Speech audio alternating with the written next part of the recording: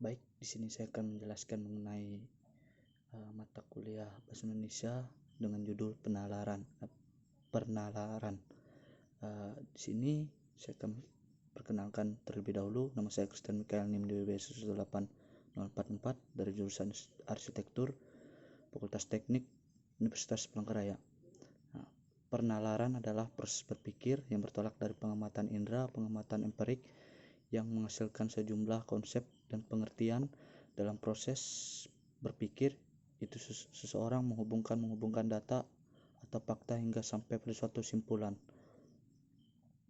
Berdasarkan pengamatan yang sejenis juga akan berbentuk proposisi yang sejenis berdasarkan sejumlah proposisi yang diketahui oleh proposisi yang dianggap benar. Orang akan menyimpulkan sebuah proposisi baru yang sebelum tidak diketahui. Proses menghubungkan sejumlah pengamatan seperti itulah yang disebut menalar. Dalam menulis paragraf ada dua pola penalaran yang biasa digunakan, yaitu pola penalaran induktif dan pola penalaran deduktif. Penalaran induktif adalah suatu proses penalaran untuk menarik kesimpulan berupa prinsip atau sikap yang berlaku umum berdasarkan fakta, asumsi atau andaian yang bersifat khusus.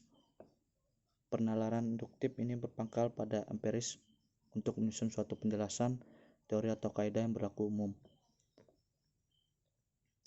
Ada 3 jenis pengambilan kesimpulan berdasarkan penalaran induktif, yaitu dengan analogi, generalisasi, dan hubungan kausal sebab akibat.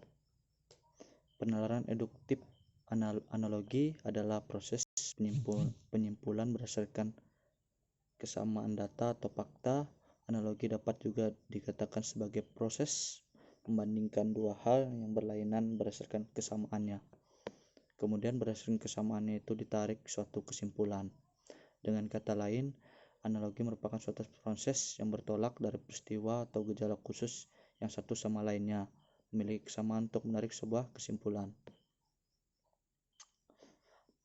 Penalaran induktif generalisasi merupakan suatu proses penalaran yang bertolak dari sejumlah gejala atau peristiwa yang serupa untuk menarik kesimpulan mengenai semua atau sebagian dari gejala atau peristiwa itu. Penalaran induktif hubungan sebab akibat atau bisa disebut dengan kausal. Hubungan kausal merupakan bentuk penalaran yang diperoleh dari gejala-gejala yang saling berhubungan.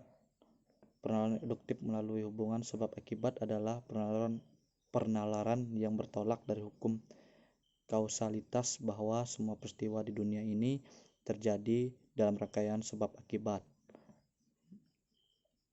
Dalam kaitannya dengan hubungan kausal ini terdapat 3 hubungan antara masalah, yaitu sebab akibat, akibat sebab, dan akibat-akibat.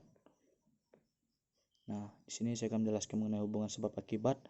Dalam sebuah hubungan sebab akibat ini polanya adalah menyebabkan B, namun A juga dapat menyebabkan B, C, D, dan seterusnya. Jadi efek dari suatu peristiwa dianggap menjadi penyebab lebih dari satu keadaan. Terus akibat sebab. Hubungan akibat sebab merupakan kebalikan dari hubungan sebab akibat. Dalam hubungan akibat sebab ini, suatu keadaan atau kondisi merupakan akibat dari serangkaian atau berbagai peristiwa. Selanjutnya, akibat-akibat. Dalam hubungan akibat-akibat sebuah peristiwa atau keadaan langsung disimpulkan akibat yang ditimbulkannya. Seseorang langsung berhubungan peristiwa tersebut dengan peristiwa atau kejadian yang mengakibatkannya meskipun tidak disebut dalam pernyataan.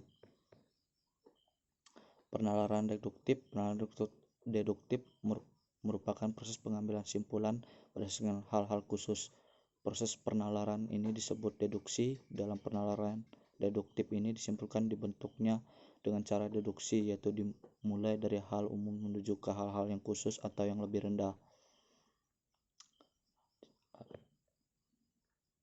Selanjutnya, silogisme. Silogisme digolongkan sebagai menyimpulkan deduktif tidak langsung. Dalam silogisme ini menyimpulkan pengetahuan yang baru diambil secara sistematis dari dua permasalahan yang dihubungkan dengan cara tertentu. Silogisme adalah rangkaian tiga pendapat yang terdiri dari atas 2 pendapat dan 1 simpulan.